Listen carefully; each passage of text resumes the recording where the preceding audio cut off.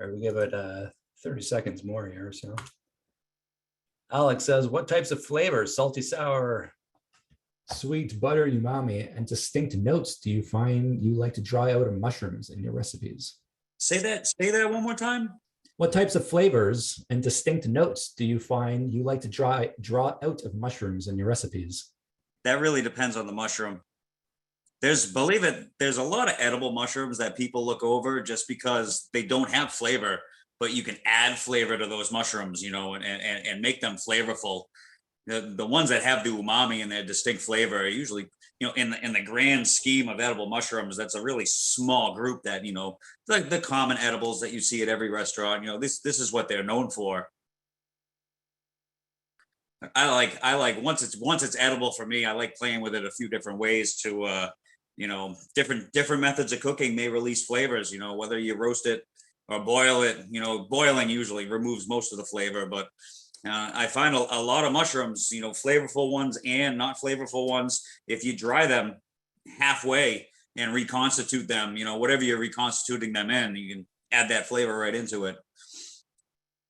Yeah, just this summer, I don't know what took me so long, but I decided to grill some chanterelle mushrooms, and the sweetness that came out of them was unprecedented. I was shocked by just how sweet they ended up being, and it's actually now my new favorite way of eating chanterelle mushrooms. So nothing else compares to it. It was magical.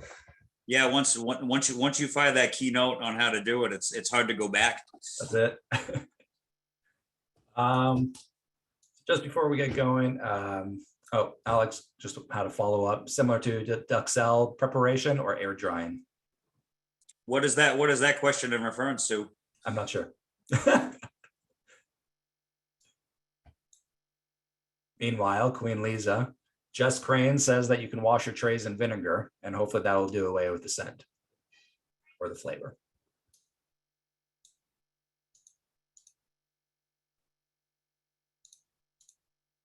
In terms of drying and rehydrating your mushrooms for maximum flavor. That's most mushrooms, I find. Now there's a few that eating things raw is a real treat. And you don't want to dry them, but us especially when we gather too much, that's a really nice method to preserve our mushrooms is to dry them. So when we bring them back to life and we put them into a dish, they're all a little different. They all need a little love. The more you play with them, the more you might tweak them a little bit to reconstitute them.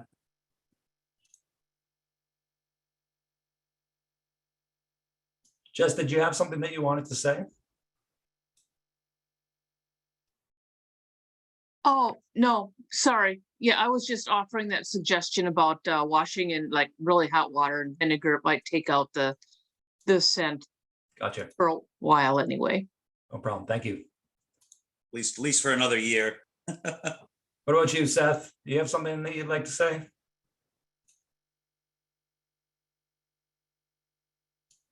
Seth Guerra? No? You had your hand up? No? All right. Hands down. Got it. Okay, well, without further ado then, let's get going. I think that we've waited long enough here. I just wanted to, I know there's already some questions that have come in. We'll get to those. We'll throw those into the video as we go along. We got 2 recipes that we want to go through. Before that, I'm going to introduce myself and Spike. And then we'll go into one video. We'll do a little Q&A for anyone who has questions on that. And then we'll go into the next recipe and have another little Q&A after that. And in either Q&A, you can essentially ask, ideally questions related to the recipe, but if you have some general questions as are already coming in, then I might pepper Spike with those questions as well, excuse the pun. So without further ado, let me just kind of introduce ourselves. So Spike and myself are both members of the NAMA Culinary Committee. I am also the creator of a site called Think Fungi and the president of the Ottawa Mycological Society in Ontario, Canada. That's kind of my little shtick. And then Spike is the executive chef over at Polypore Bistro in Providence, Rhode Island, where he gets to prepare and serve foraged ingredients that you can't find on pretty much any other menu in New England. So it's pretty interesting restaurant to hit up if you're ever in Providence, Rhode Island. He's also the first mushroom forager approved by the state to sell wild mushrooms commercially. And he teaches the state certification program once a year for anyone who's interested in obtaining the certification in that area. During the rainy season, which he has not had too much of lately, Spike enjoys studying the Amanitaceae, some of which are on his top 10 edibles. Unfortunately, those are not approved for sale in the state.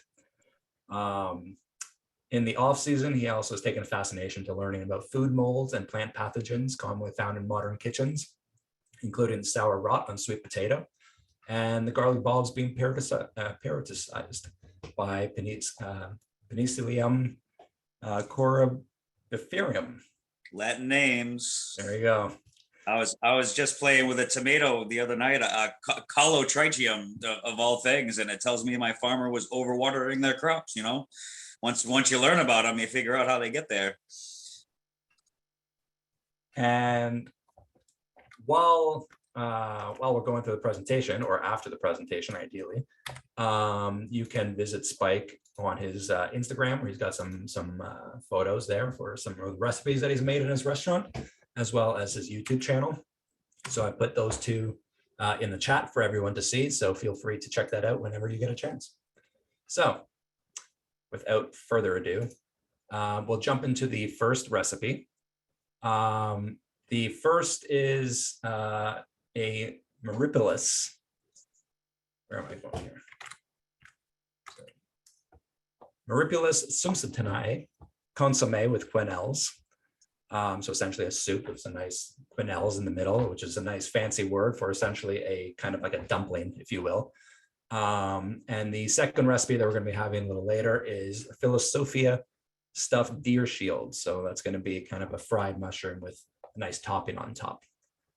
So without further ado, we'll go into the first one, which is actually a recorded video of Spike, who has located the mushroom. He's going to give a little description on how to find these mushrooms and what to look for in the mushrooms. And then we're going to join him in his professional kitchen, where he's going to be preparing the dish. You might hear a little bit of humming. Unfortunately, due to safety regulations, he cannot turn off, some of the fans and other elements within his, professional kitchen. But hopefully otherwise, everything will work well. If you guys are having issues seeing the video, you can go into the chat, and in there you can speak directly to the host, which is me, and you can just let me know that you're experiencing an issue. There's not a whole lot I can do about it if it's on your end, but if I get enough complaints, then we might just skip the video and go to another recipe. So just kind of wanted to let you all know that. And then so without further ado, we're getting into that video.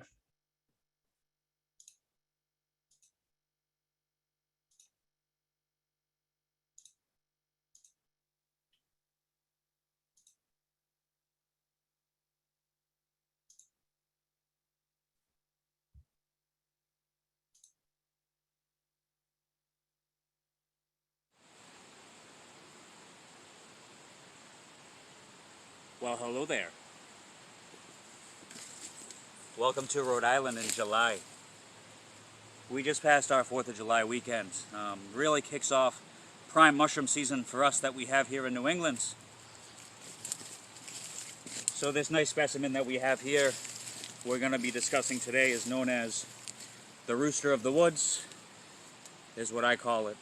Some people refer to it as the black staining polypore. A couple people I know call it Meripilus sumsteini. All the same thing. Very flavorful mushroom that we have early summer here in Rhode Island, in New England. So to discuss this is for identification characteristic, these can get very large. We have a few of these really small ones, which are growing off the roots underneath this large oak tree. Just to let you know, these roosters love the bases of large hardwoods, and you'll find them throughout the summertime. So this one has just started. This one was really just started. But reasons we call it the black standing polypore is because when it's damaged, it develops these black marks on it. We'll see if we can find these. Oh, we'll have a better view of this one. So some things to note is the hardwoods, this rather large rosette form that it starts off, and this will get much bigger. So we're going to be discussing the edibility of this mushroom, which is a fantastic mushroom for the kitchen. The meat is horrible. It makes a damn good jerky, and after it's cooked you can grind it to make a mock or faux meat substitute. It works out all right in certain dishes. What I personally like to do with this is use it for stock. This makes a umami, very flavorful mushroom stock that is superior to many other mushrooms out there. So we're gonna grab this and take this back into the kitchen and play around with it. Generally I discard the meat. I just want that flavor that releases into the liquid after I cook it. We may play around when we get there, we'll see. So I do just want to go over some identification characteristics. A lot of people confuse this for the hen of the woods the first time they see it. Hen of the woods is very common here in New England, but that's a fall mushroom. Also loves the bases of old oaks, so it can be very confusing. These tendrils, that rosettes that stick off, it's very tough. Very hard to rip a piece off. Versus the hen of the woods, it will be rather easy to tear apart and to clean. So let me see if I can focus in on this rooster.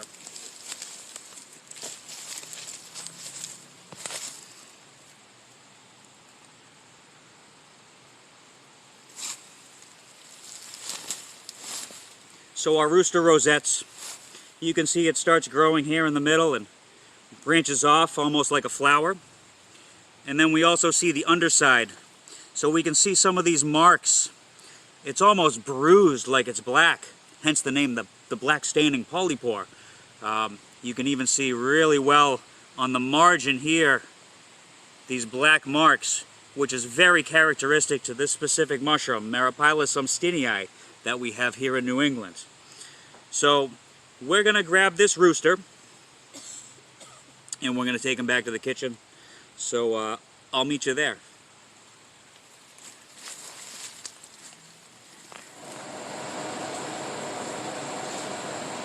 Hello and welcome to the kitchen. Finishing off where we left off in the woods, we have our rooster of the wood, the black standing polypore, Meripilus. I did want to show you the amount of time that it's taken to get to the kitchen. We can see a lot of intense black bruising on this black standing polypore. Really gives it its name. This is that little area I rubbed earlier. So just to show you, there's a fantastic characteristic to really lock down the identity of this mushroom for any confusion, as I mentioned earlier. So today we are going to be making a Meripilus consomme. I did want to go over some of the ingredients that we will be using. We will be using the mushroom. I do have mirepoix, which is onions, carrots, and celery. This is a Spanish onion. White onion will work. I also have a shallot, a baked potato, butter, parsley, sour cream, black peppercorns, bay leaf, kosher salt, all-purpose flour, white wine, this is a Chablis, eggs. We will be using a lot of water for this recipe, and we will also be using ice. And that's it. It's a very simple recipe involving ingredients, although it does need some love in preparation, so we'll get into that. So the first thing we want to do is make sure our mushrooms are clean before we use them. So I have set up here a strainer and a sink, and I also have 2 pots which we're going to be cooking the mushroom in. The reason we clean these is, especially when I pluck them out of the ground, it doesn't really matter if you cut them or pluck them. If you have time in the field to clean them and get rid of as much dirt as possible, it's a good thing to do. Oftentimes I'm very quick in grabbing it, and I have a kitchen here where I can clean them properly. So you'll notice on the bottom there's a lot of dirt, leaves, pine needles that this thing grew all around. So we don't want that. We do want to cut and remove as much sediment and dirt as possible. For this recipe we don't need to go crazy because we will be straining it later, but it is undesired. So we'll remove as much as we can while salvaging as much mushroom as possible. The reason that I have 2 pots here is that we'll be producing some quenelles for our consomme. I want to use the tendrils on the ends of these rosettes of this rooster for the quenelles, and all the rest of this will be used to make the consomme. So I'm going to leave these 2 separate.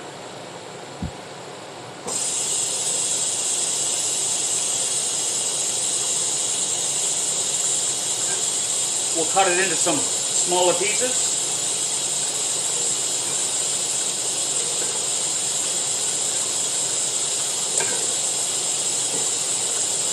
And after it's fully cleaned, we'll take it to the stove and get cooking. So here we've started cooking the mushrooms. This tall pot here in the back, we have the majority of the rooster, the big pieces close to the base that we cleaned. We filled this pot full of water, brought it to a boil, and we want to let it reduce. This next smaller pot right here, these are the tendrils that we took off the edges of the rosettes because they're more tender. We're cooking these separate because we're going to be using these for the quenelles. So, just to recap, we didn't go crazy cleaning on this one because this will be strained later on. This one we clean very well. We don't want any sediment because once these are clean, we're going to process them and they're going to be formed into the quenelles for our consomme. This small pot here is just water. We're going to be cooking some of our vegetables, and we don't want the black color that this mushroom gives the liquid to go into the vegetables, so we want a clear water for this. So what we've done, we've prepared all our vegetables. We brunoise the celery, the carrots, the onions. I also brunoise the shallot, which we will be reserving on the side. And I've also peeled and sliced that 1 baked potato that we will be using. And we've saved all our scraps. The skins from peeling the carrot, the onion, the shallot, the celery. I also have the black peppercorns and the bay leaves. So what we're going to do with all the scraps, we're going to go to our big pot of stock that we're making. We're going to add a few peppercorns in. We're going to add our bay leaves. And we're going to add all those scraps.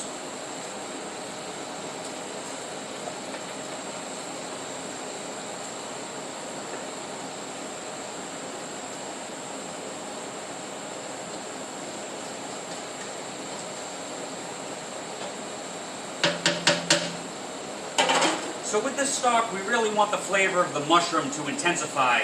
So we're going to be reducing the liquid by boiling it, and it will slowly reduce down. And I may or may not, depending on flavor, add more water and reduce it a second time to achieve the flavor that I want. In this pot here, we have those tendrils. We're also going to be cooking them and reducing them down. You cannot overcook this mushroom for what we're using it for. However, with this one here, it's already reduced about 1/2 inch. We're going to take our baked potato and we're going to throw that right in and forget about it.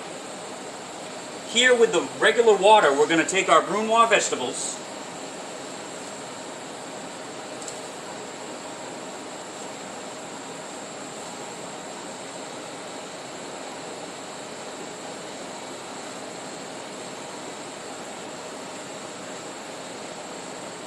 all we're left with is with the shallot, which we will get into. And I am also going to add a bit of salt to this Brunoise Mirepoix water that we're boiling. So this water has already come to a boil, and the fine dice that I did on these vegetables, once you add it and give it a quick stir, we can shut it off and leave it. The vegetables will carry over cook with this hot liquid. We'll check them in about 5 to 10 minutes because we don't want them to get too soft, but it's unnecessarily to boil the whole way through.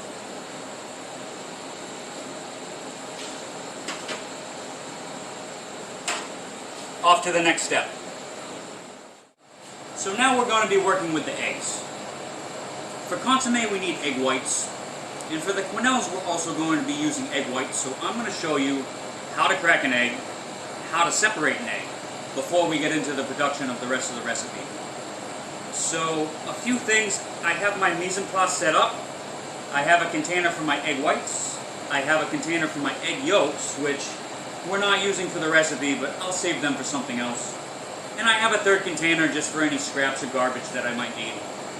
So to crack an egg, a chef's tip is eggs at room temperature are always easier to work with than eggs straight out of the refrigerator that are chilled. So what we want to do with the egg, we want to crack it on a flat surface. We want to take our hands,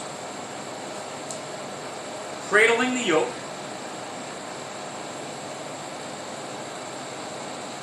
separating the whites into the container, putting the yolk into a different container, and the scrap container for the shells. Now we will be taking a few shells,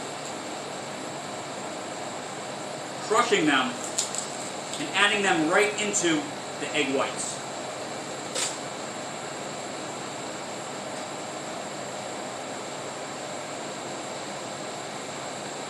So, for this part of production, I'm going to be leaving the shells on the side because I do want the straight egg white for the quenelle.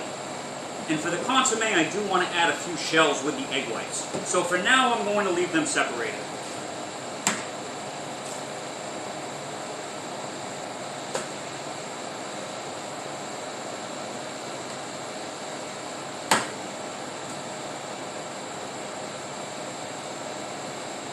Oftentimes as well, if I have a nice clean broken shell that's flat and not jagged, what helps get the egg whites out, fold the yolk in and pull the egg white down to achieve the egg white and leave the yolk on the side.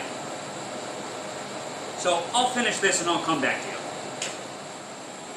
So here our liquid has reduced. We can see our mushroom tendrils and water has reduced about halfway down. We can also see the rest of the mushrooms and vegetables have reduced down by half. So what we want to do now, we're going to strain this into the big pot. We do want the liquid.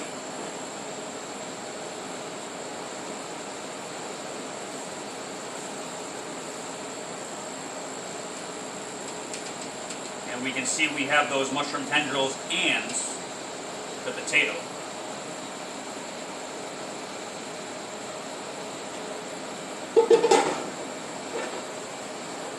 I also have those Brunoise vegetables in this little bit of water. We're also going to add this to the big stock pot.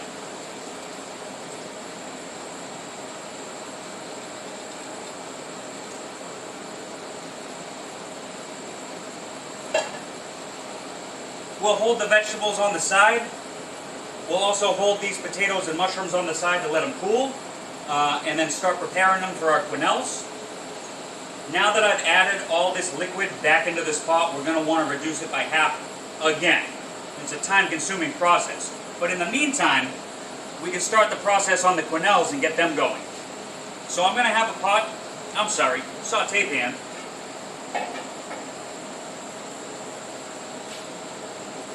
Now I'm going to start with the butter.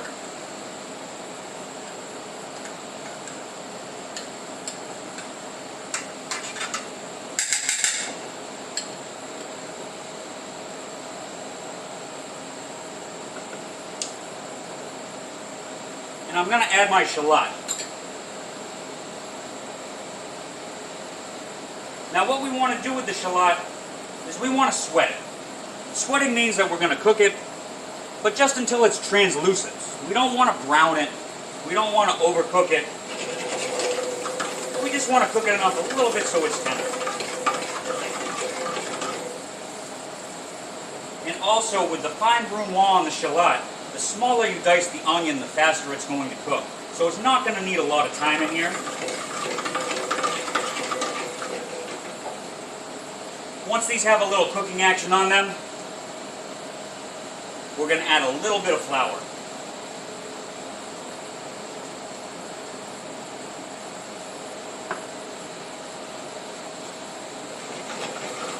We're going to blend it in the pan. Stir it well so it doesn't clump up.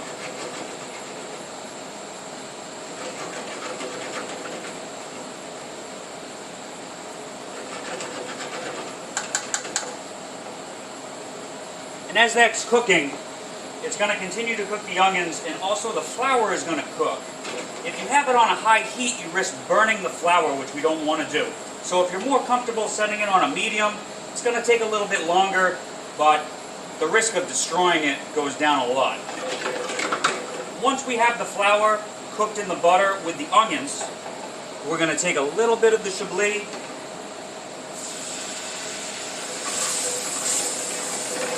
just a dash, and we can see it really clumps up into a very loose mashed potato kind of look. But this is what we're looking for. Once some of that alcohol is cooked off, we can shut it off, and we'll continue the process of making the quenelles on the side. So let's begin with the quenelles. This is why we need the ice. I have a large bowl of ice, and we're going to be making the mix into a smaller bowl in the ice bath. So what we want to start with, that shallot flour butter mixture with the white wine.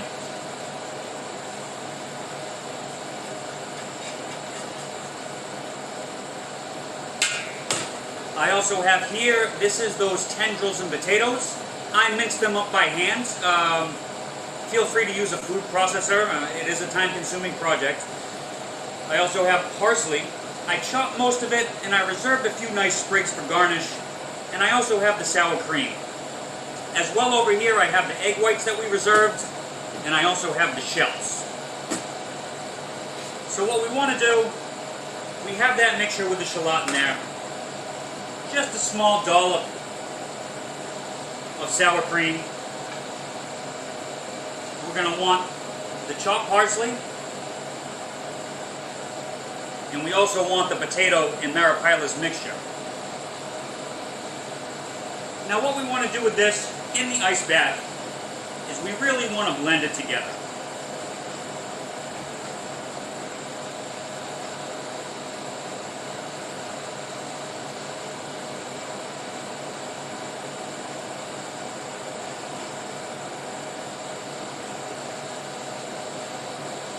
And we want to add a little bit of the egg yolk, egg whites.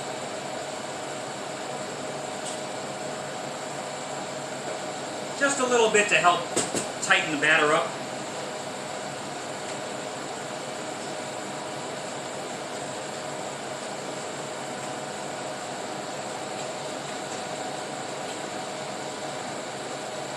So in the meantime, I put a pot of water on.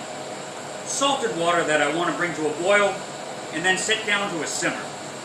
So once this batter is mixed and chilled in the ice bath, we're going to be using 2 spoons to make our quenelles. We do need to wait for the water to come to a nice simmer before we do that, but once this is mixed and in the ice bath, we can set it and forget it until we need it. So here we have our reduced stock. I'm not sure if you can see it in the pan. This is the second reduction after adding all that excess liquid, and we've reduced it beyond 50%. This is what we're looking for. We're going to strain this and transfer this into a new pan. So what I have here, I have 2 strainers. One here, I have a coffee filter, and I have another strainer on top just to help it stay solid. So what we're going to do is transfer the liquid through the coffee filter.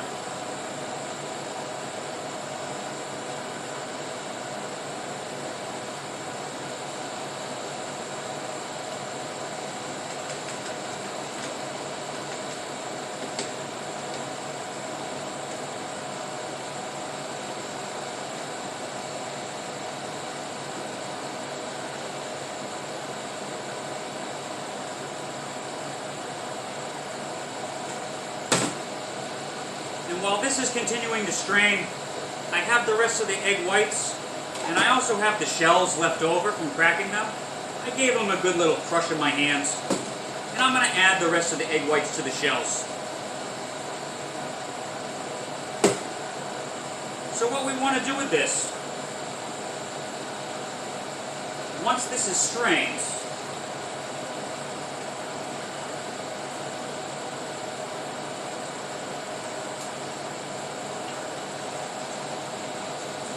we want to bring this back up to a simmer.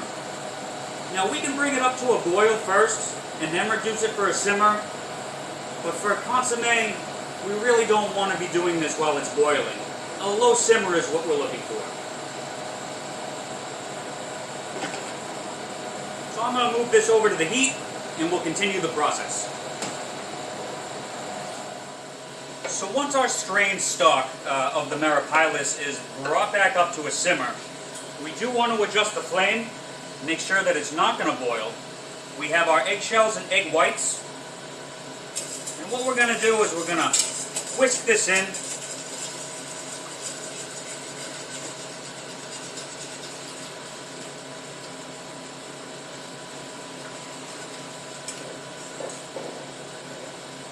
And once it's whisked in, we're going to let it simmer. We're going to let this simmer for about 10 to 15 minutes. And we'll notice what we call a raft. The egg whites and the shells in this stock will eventually cook. They'll adhere to all the impurities in the stock, and they'll make this floating island of egg whites and shells with all any remnants of dirt or mushroom or vegetable scraps will all adhere to this one raft in the middle.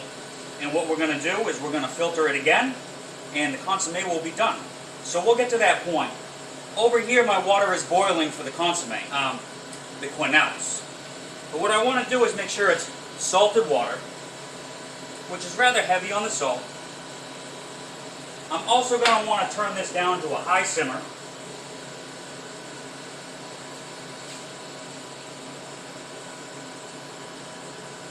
And I'm going to show you how to make quenelles, and we're going to use 2 spoons for this. So just to show you, the quenelle batter is chilled in the ice bath. We're ready to use it. I did move back and forth the boiling salted water, which is now at a high simmer, and the Meripilus juice at a low simmer with the raft that's in it forming. So what we want to do here with this water, high simmer, not boiling. My preference is I like to put a strainer right into the pot before I start. This will help after everything's cooked. We can pull it out in one shot. And I also have 2 spoons. So with the batter, the water, and the spoons, we want to get our spoons hot. We want to take a little bit of this batter, and what we're going to do is we're going to shape it into quenelle form, which is a football shape, almost tourne shape. And then once that's done, gently tap it into the simmering water, dip the spoons back in the water, start the process again.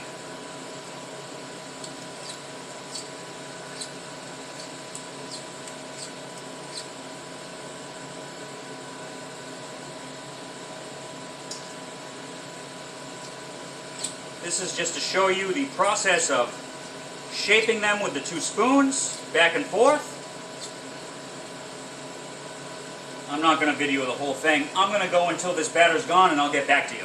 So to show you here, we finished the quenelle batter. We've made a few quenelles. When they first get dropped in, they sink, and then eventually they all start to float. Once they all float, we're going to let this simmer for about 5 to 10 minutes to make sure they're cooked. And on the other side, I mentioned the raft that I was talking about with the simmering liquid underneath. Once this is gone for about 10 minutes, we will strain it. And once these have gone for about 10 minutes, maybe a little less, we'll just pick this whole thing right up and get ready to go. So here we're concluding the recipe. I have a fresh pot. I changed the filter between these two colanders. We have here our parsley garnish, our brunoise vegetables, our quenelles, and I have the consomme. So final steps on this, that egg white wrapped, we want to get rid of that and strain the consomme into the new pot.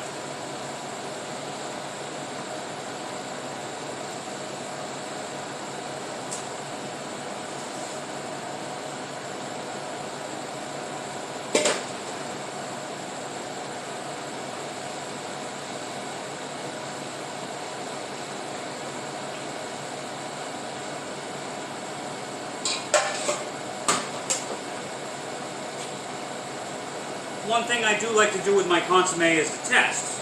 I grab a brandy snifter,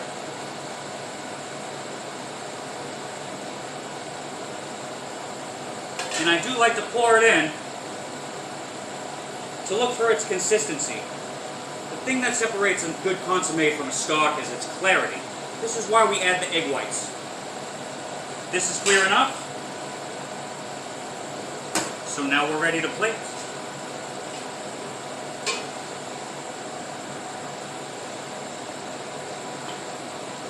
We will take a couple ladles of the Meripilus consomme.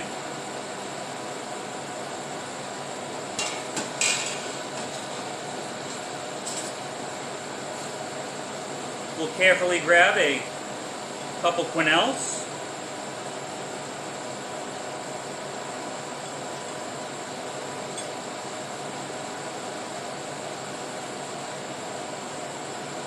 Let's make it 3.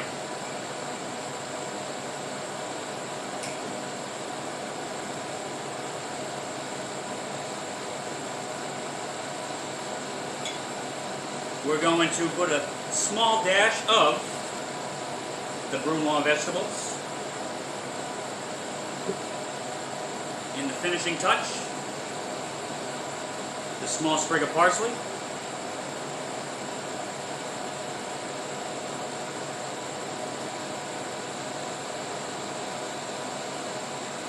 just for aesthetics, and that concludes the recipe. Meripilus consomme with quenelles. I hope you enjoyed. Bon appetit.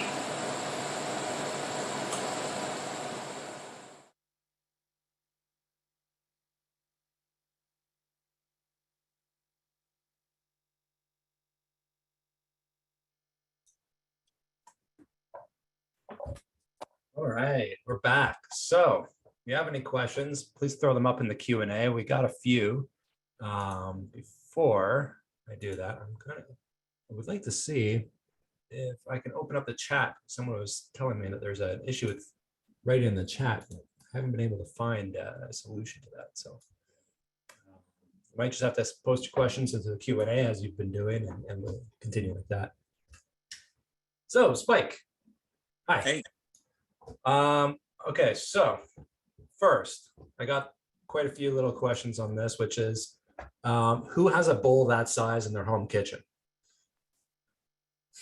Well, the batch I was making was for at least 20 people. You can easily make this a lot smaller if you're just cooking for you and your family at home. I was actually thinking about this because I was wondering, there's a lot of steps involved. Obviously, being an ex-chef myself, I understand that, us in the kitchens, we put in a lot of labor into doing things that people generally wouldn't do at home. And there's a certain cutoff point, I'd say, of whether something is worthwhile to do, right? If you're going to be making this, I assume this took a number of hours, right, of reduction and whatnot, maybe 3, 4? It is a time-consuming project, yes. So if this was only going to be for, one dinner party of 4 people, would you recommend doing it? The time that you will have to spend is the same. If you were making this for 20 people or you were making it for 2 people, the process and the timing is going to take about the same amount of time. Well, there you go then. So if you really want to try this mushroom then and try this consomme. So what's the flavor of the consomme like in the end? Because we had that question earlier on, what kind of flavors are you trying to pull out of the mushroom? So That one tastes like Meripilus. do you have a better description? No. It's very unique, and it's a very flavorful mushroom. Most people just kind of disregard using because it's not the hen of the woods that everybody wants. So like, oh, this isn't a hen, blah. Well, fair enough. There was another couple of questions about the eggshells and the role that the eggshells play in that raft and why they're necessary, if you will. Could you touch upon that? I'm not sure the science behind it, but that was how I was shown in culinary school, is that it all kind of just works its way in there.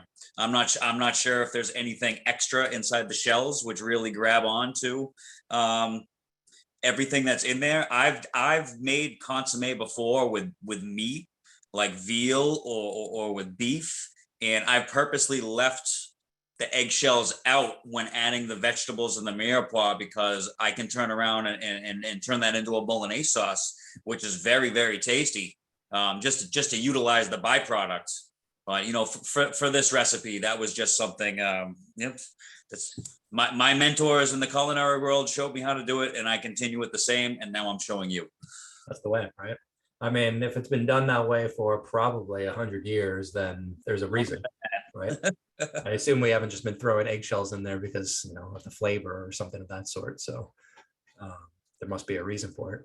Another couple of questions came in about the potato and whether the potato itself. I put the potato into that to add a starch factor to the quenelles to make sure that they weren't too loose by the time everything was done. Which is I specifically used a baked potato, Idaho russet, for its starch content. It really helps. It helps as a thickening agent. Okay, so when you threw the potato in, I assume it was already raw. Yes. Okay, so because one of the questions that came in was whether it was an actually baked potato or whether it was no. If I said baked potato, I meant a baker potato. Idaho russet. That was actually a cold stored 90 count. If you really want to get technical on the exact potato, but great for adding to things, even with a lot of soups. If you don't, I use it with a lot of gluten-free recipes. You can throw a potato or two in. The flavor's not overpowering or too strong, and you can get this really consistency with this potato, avoiding, even though there was flour added in that recipe, you can use less with the potato. Right. No, I mean, so along the same lines, we saw that you added, or you paused, you added two of the quenelles to the dish, right? And then you kind of looked at it and you went, I'm going to do 3. I was hungry. By the time I was done cooking that, I was hungry. I'm like, I'm gonna put one more on. Okay, so if it's going to be your main dish, you're looking at 3 quenelles, and if it's a true starter soup, then probably going to go with 2. Yes. All right, good to know. So one of the other questions was whether there was time saving. So if would this dish be okay with going with just a stock instead of a consomme, and would you save a significant amount of time in doing that? You would save you'd probably knock off about 15 minutes. I mean, if you're doing this for the first time and you want to experience the flavor of this mushroom, which is really, really flavorful mushroom, I mean, you don't have to clarify it. It's I work at a French restaurant. People expect a certain level of things. I can't sell stock at my restaurant, so I do a consomme and throw a French name on it. So it would be the same amount of time realistically to cook the 2, but then you would just clarify it at the end, and then you would have. Yeah. If you wanted just to, even without making the quenelles, I mean, if you find one of these roosters, you can go out and reduce that liquid down just for the liquid itself. And I would still strain it because of the certain things always fall off, but just as a flavor enhancer, you want to make gravy for breakfast. You know, you can put some of that in, you know, instead of beef stock or chicken stock, and you can utilize it any way that way as well. Doesn't need to be clarified. Okay. There's also some questions obviously coming in on, you know, not every region might necessarily, or not everyone will be able to necessarily find the mushroom. And so they're kind of wondering whether or not there would be, if you have any recommended good substitutes for this mushroom. Not for that mushroom in particular.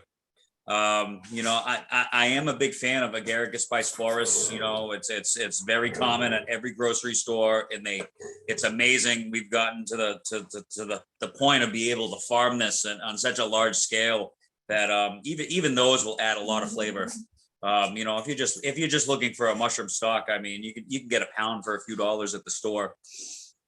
Yeah, there are better agaricus out there if you go and find them and know what you're looking at. But in a pinch, every grocer has that. You know, if you wanted to just make a mushroom stock by itself. Oh, fair enough. One of the other questions coming in was about the bruising of the mushroom, and whether if you were to toss in the mushroom into the water before it was you know, stained black, whether the stock would come out as dark. It would still come out black. Even with that heat, it really turns black. And I've collected those ones I used for this recipe were very young.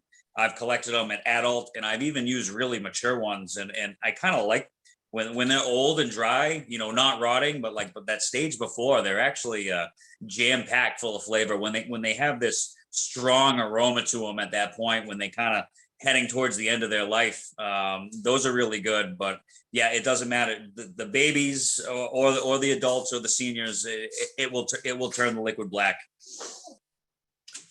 Okay, great. We have a few other questions, but I'm making sure of the time here. I mean, we got 7 minutes until 9. You know, we will push this a little longer than we have to, but we can't go too long. So what I would like to do is jump into the second recipe. And then the questions that remain are a little bit more general in nature. So hopefully we can go through this in, let's say, 10 minutes, the second recipe, and then we will jump back into the Q&A and answer these general questions and any other questions that come in. Does that work? Works for me. Perfect. Okay, so the second one is not a video.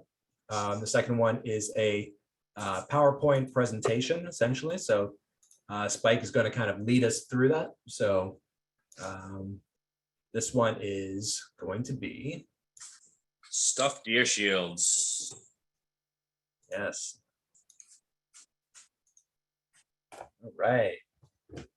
All right. So you just want me to kick off with this? Yeah, I mean, this was my final presentation on the stuffed deer shields. When I use the term deer shields, it's they're Pluetus species. People call them deer mushrooms or fawn mushrooms. If you're really serious in mushrooms, anything in the cervinus clade, and I even consider the petasatis clade as deer shields, which to me are named after their pleurocystidia.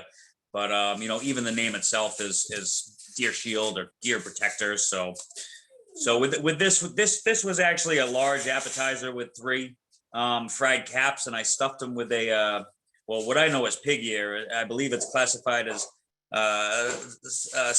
Psilocypha phylogena now. So yes, I did use Pluetus petasatis. These are a very common urban mushroom. I have huge patches that grow in wood chips. You know, that whole clade in the genus, they just love wood to grow off of. Usually cervinus, the typical deer shield, is usually on logs and stumps, but these Pluetus petasatis and the petasatis clade just love these wood chips in urban parks. So yeah, this is my picture. When I actually made this recipe, it was still classified as a Pisiza Batio confusa, I believe, and then they changed it to Phylocypha. So yeah, pig. It's a pig ear either way. It was a pig ear then. It's a pig ear now.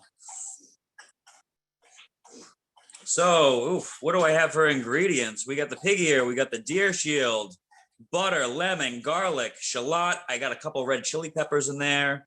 There is some parsley, flour, some hot sauce, a little apple cider vinegar, some breadcrumbs, some eggs, and I have a variety of some charcuterie or cold cuts that I use to make the filling for this dish.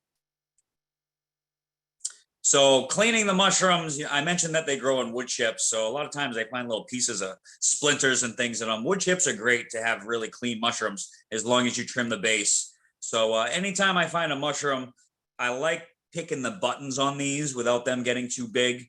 And even with the wood chips, anytime you see little flies or bugs, I'm a big fan with some water with a dash of apple cider vinegar. Just soak whatever you're using, that'll help clean them. And slightly denature them as a cooking process, even though this is more for cleaning for this one. This is what we call standard breading procedure. Basically, it's seasoned flour on the left. We have egg wash, which is egg with a dash of Tabasco and milk. And then on the right side, I also have seasoned breadcrumbs.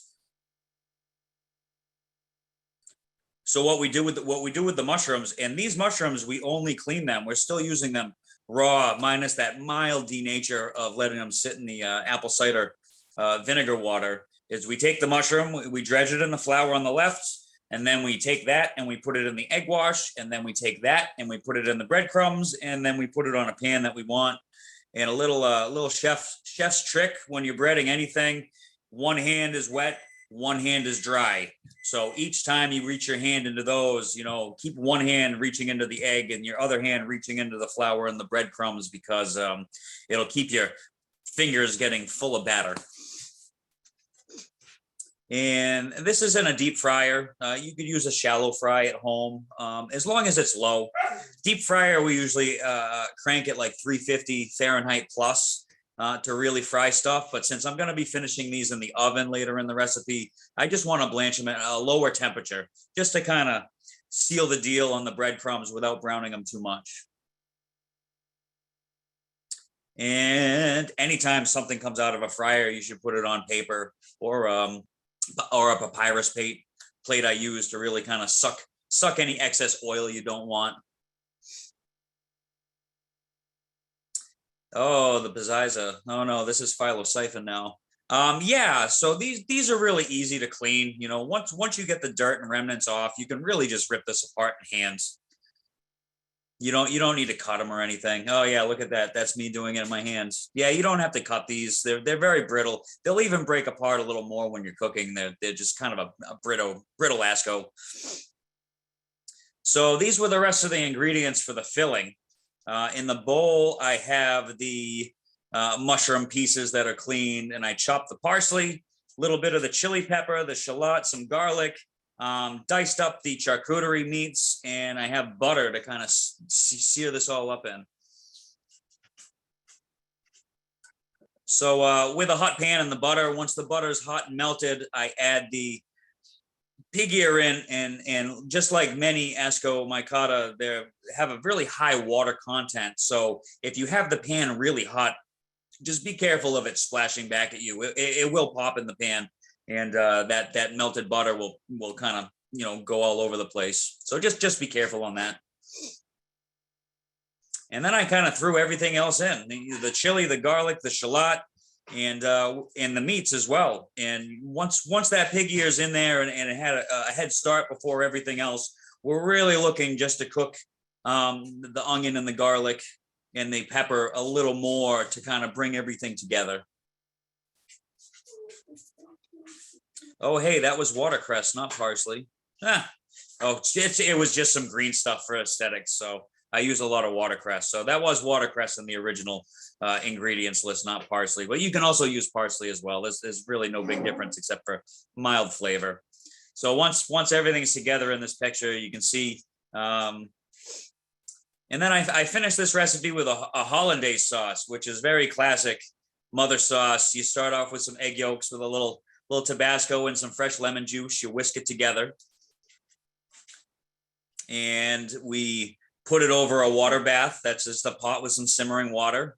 And we want to temper it, which is we want to slowly bringing up the temperature of the eggs and catch it before they start cooking into scrambled eggs. This is just egg yolks in there.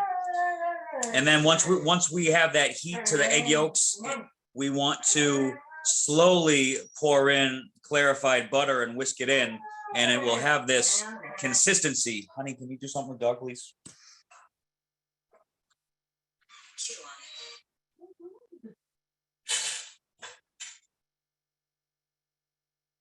I think I'm stuck on the whisking the clarified butter in. Okay. Yeah, I like to test a spoon. We like to say if this was a larger batch, I could take the plastic spoon and stand it right up. That's a good consistency that you want, but you definitely want it to coat the back of a spoon without dripping off too much. So yeah, so I had the hot mushrooms. I put some microgreens on a plate just to make a little bed to hold the caps on, and stuffed each mushroom with that charcuterie mixture. And I just kind of drizzled some hollandaise on top, and when you throw it on a plate and hope it looks good.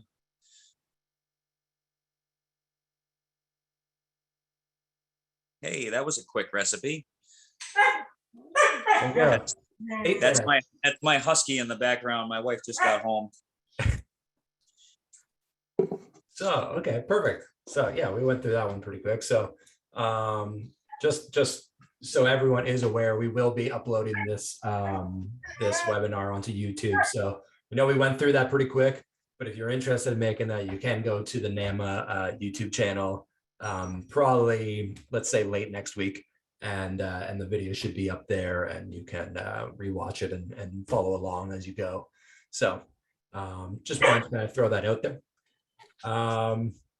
So back to questions. So if anyone has any questions on that, feel free to ask them in the Q&A area. If you have any questions as well where you would like to speak directly, you can raise your hand in the chat area, or in the bottom. There's a raise hand feature. Just remember that when you do that, you're gonna have to get yourself off mute to ask the question. So back to some things here. So first, I'd like to just throw out that Lisa Wallner says, thank you, Chef Spike. The recipes look amazing. Yum, no question. Maud also says it looks wonderful. Melissa says, awesome recipe for the sweet looking polypore Spike. Seriously, thanks for taking the time to share with us. There's just a little bit of praise for you. So back to some general questions. So Mike had asked that, well, Tom Calicchio has a video where he notes that when cooking mushrooms, it's important not to crowd the pan because you'll be steaming the mushrooms instead of really cooking them.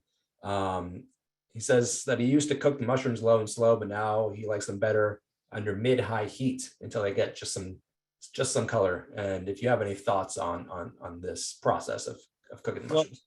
It really depends on the mushroom.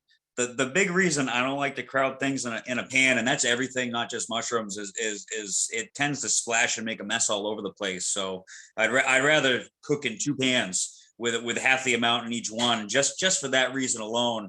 When it comes to the mushroom steaming, I mean, mushrooms are really mainly water to begin with. A lot of my mushrooms that I bring into the restaurant go through a boiling process, you know, the second they walk in the door after they get cleaned. And after they refrigerate, they dry out a little. And sometimes I even toss them in the oven at a low temperature to try to remove some of that moisture out. And again, it all really depends on which mushroom it is. But when searing, just common button mushrooms, I do like to start in a very hot pan to get that color on it instantly, versus if you were to do it slow, exactly what you said would happen. It would start to release its moisture, and it would really be steaming them and not browning them. But if you did cook that longer, you would realize is that once that moisture content was gone and it was steaming, it would start browning after that point as well. So you're just trading points along in the cooking process. Yeah, no, I like to throw them on a grill as well. Just to, even if I'm making a steak on something, but I want to do the mushrooms, let's say in butter on the pan, I'll still throw the mushrooms on the grill first, just kind of dry them out a little bit, and then I'll transfer them over to the pan. So I think it's generally good, but it's true. It depends on the type of mushroom. Some mushrooms, I think a lot of like coral species kind of thing. I don't think it's necessary to do that at all. I feel like those are generally don't have too much moisture in them anyway.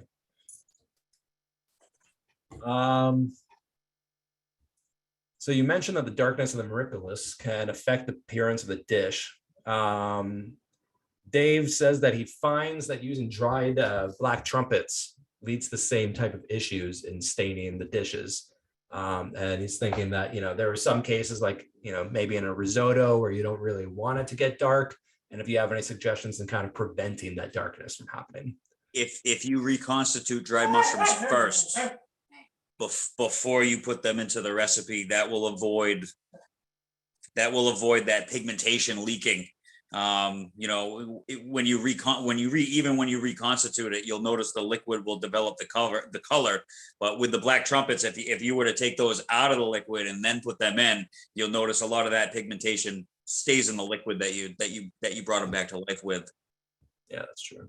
And otherwise, I don't think that you can really avoid it, right? I mean, and it all depends. I mean, I played with a black mushroom today. We're talking about black trumpets.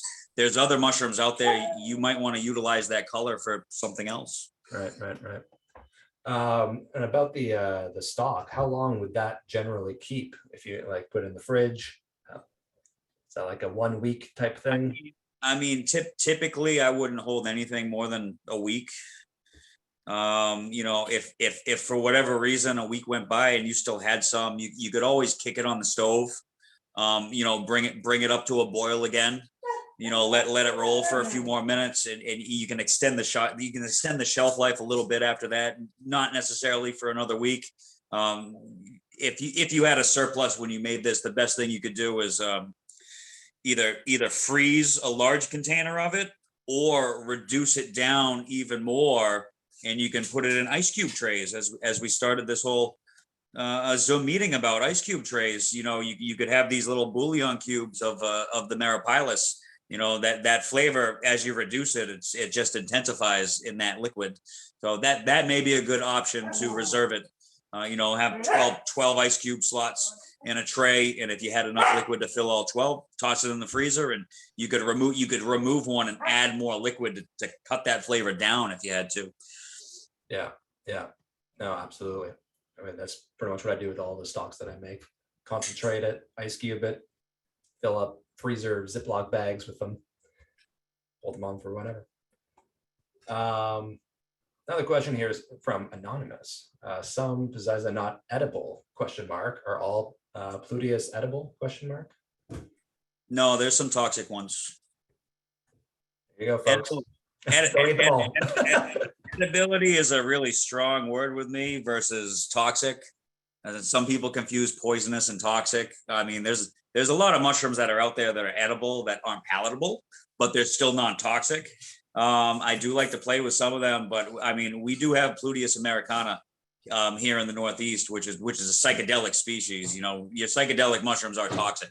Those are toxins that those things go. So, a lot of people seek those out, and I enjoy, cooking with them for myself, but I wouldn't serve them to somebody at my restaurant. Or if somebody thought, hey, all Pluetus are edible, and then they eat that one, they might not know what's going on. This is where the danger comes in with those toxins. So I would say there's no always or never with any genus of mushrooms, but that's one example I can think of, is that there is at least one toxic species that I've played with, and it's just not for everybody.